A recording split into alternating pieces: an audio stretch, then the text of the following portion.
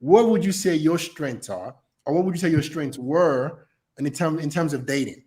Mm-hmm.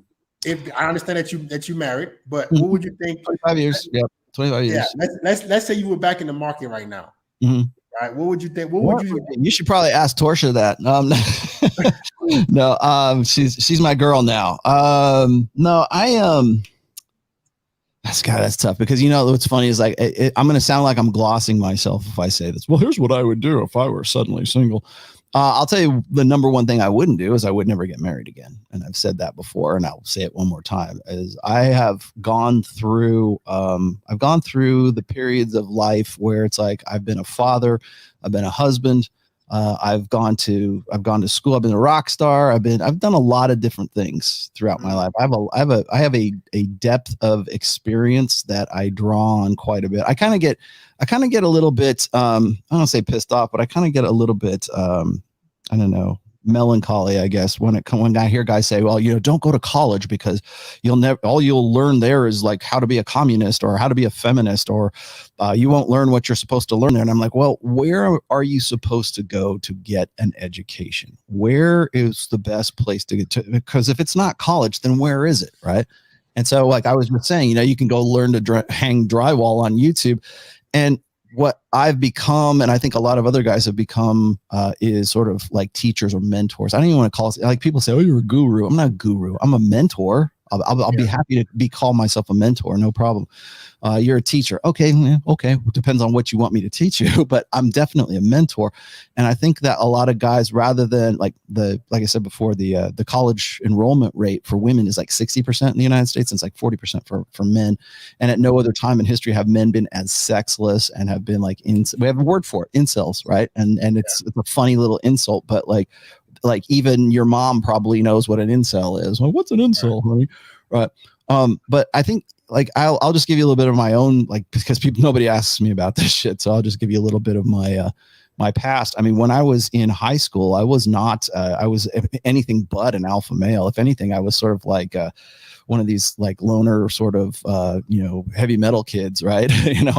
And we just that was all. I graduated in 1986, for crying out loud. Wow. And from that point, I was definitely very blue pill. I became very alpha after that because I went through a really bad breakup, and I'm like, you know what? I started focusing on myself. You want to know where I learned how to become like I learned the idea of mental point of origin. It was right around that time when I was about 19, 20 years old. And then I started playing in the Hollywood metal scene of the late 80s and the early 90s. And then from there, I got involved with a woman who was, borderline personality disorder. So I can talk about that too as well.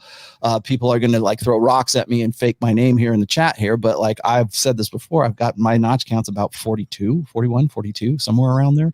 Mm-hmm. And I used to think that was a really high level. Like, oh, you're a man whore, It depends like who you're talking to. If like I'm on like Pat Campbell's show or whatever, and it's like a conservative audience, if I say, yeah, my notch count is over 40, they're like, but if I'm like hanging out with like people like, I don't know, Andrew Tate or Tristan Tate or, Sterling Cooper, who's like a male porn star, it's like, those are rookie numbers for those guys. So it's like, okay, well, I've had the experience. I understand, I've done this. I've been married for 25 years. I've raised a daughter from infancy to 23 years old. Wow. I have a depth and a breadth of experience that, I worked in the liquor industry for still technically I am, because I draw royalties from it. But I've been doing that. I've done like lots of different artists. I'm a very artistic person. I've acted in the past. I have, as you probably know, I do graphic design. I do art direction. I do photography. I'm actually a pretty good photo editor, I'd like to think. I know how to do video. I have so many, like those are my technical skills that I translate over into doing Rollo Tomassi, right? Doing The Rational Male. So I can speak to that. I'm a published author of 4 different books. I do speaking tours. I talk to guys as paid as like Robert Kiyosaki. And I talk to guys who have like nothing. I talked to a guy in a podcast in Croatia who has like maybe under 1,000 subs, and I'm happy to go and talk to those guys too. So it's like who do I think can benefit from whatever it is that I have to offer, then I'm happy to go and talk to them. It's not about like making a ton of money. It's just like, how can I spread this news and how can I talk? I got people in Kenya, man. I got a Kenyan army waiting at my disposal. I think you're not giving yourself all enough over the credit. world. So it's it's hard to say like, well, what can you bring to the table? Well, you've been married for 25 years. Yes, I have. But prior to that, I mean, there's a whole life that came before that. There's a whole life that came after that too. So what do you want to know? And if I can talk to you about it and speak knowledgeably, I'll be happy to tell you. I think you're not giving yourself enough credit. Like you mentioned how like you've been able to stay relevant. I think one of the biggest attributes, the biggest strengths any man can have is his ability to adapt. Yes. Right? I think you have that, right?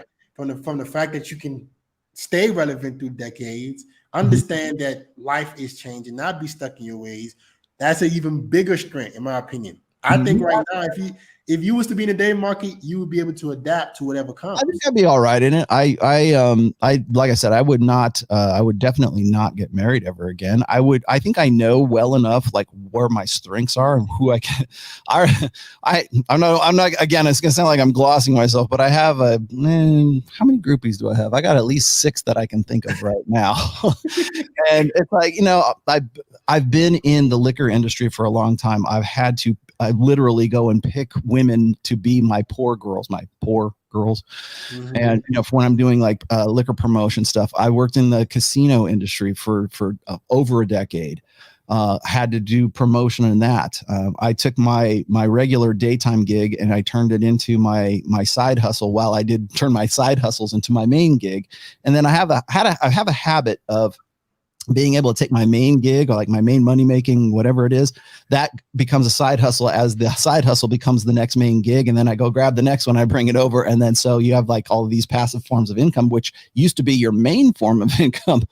And so as a result of that, me being in the clubs all the time, doing liquor promos or doing like gaming promos or whatever else, I never really left the social framework of the social fabric. Right. And so people say, well, how come you have, anybody who's ever met my wife knows that she really looks up to me. She's very, admires me. And we have what I think most people would refer to as an ideal marriage and have had that for, over 25 years right now. And I think that the success of that, I attribute the success to that as being red pill aware, understanding, being game savvy. And also, I'd never use my marriage as sort of like a proof of concept, because what I have and who my wife is and who I am is not going to be you, because our circumstances are different and we live in a different time and things are, as far as media and communications, all different. I get that. I recognize that at every chance that I can. But when I'm talking about having a good marriage, I don't want people to say, oh, well, give me the 12 steps to perfect marriage, Rollo. I can't give that to you because I can tell you how I got there, but I can't tell you how you're going to get there. But I can give you the tools and I can sort of point you in the right direction. Right. But like people ask me those things and like, I'm really reluctant to go and say, well, here's the template for like how to have a great life. But I can give you the tools. I can give you the direction. I can give you the map, right? You have to go and make your own. You have to be the one to go out there and do it. You have to be the one to use the tools to build that life. And that I can give you. But I'm not going to give you a prescription. I've never given prescriptions. I give descriptions. I don't do prescriptions.